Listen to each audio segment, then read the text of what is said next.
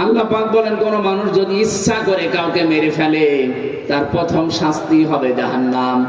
2 নম্বরে চিরকাল সে সেখানে থাকবে।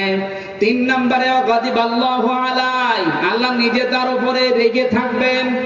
4 নম্বরে ওয়া'আদ্দা লাহু আযাবান আযীমা, যন্ত্রণাদায়ক শাস্তি তার জন্য আল্লাহ রেডি করে রাখবেন। বলেন নাউযুবিল্লাহ। সুতরাং আজ বাংলাদেশ সহ বিশ্বে, বিশেষ করে ভারতের এই উগ্রপন্থী হিন্দুরা যেটা করছে এখন, এরা যেহেতু এখন আর মানুষের তালিকায় নেই, ওরা আল্লাহর ঘর ভাঙা আরম্ভ করেছে।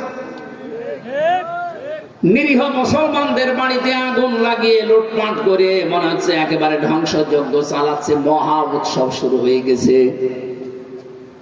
মানুষ যখন জুলুম করতে করতে তার সীমা ছাড়িয়ে যায়, তার বরাতে তার কপালে 2টা জিনিস লিখিত হয়ে যায়।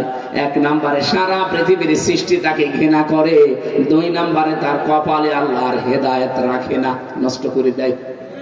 আমার তো মনে হচ্ছে শুভেন্দ্র নামে যে শয়তান, মানুষ নামে একটা কলঙ্ক, ক্ষমতায় যাওয়ার পরে যা আরম্ভ করেছে, ওই লোকটার প্রতি আজ তামাম পৃথিবীর সব সৃষ্টি ওকে ঘৃণা করছে।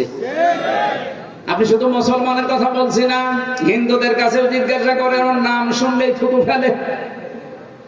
2 নম্বরে ওকে আমার আল্লাহ মনে হয় আর হেদায়েত দেবে না, কারণ ও সীমা অলরেডি ছাড়িয়ে গেছে।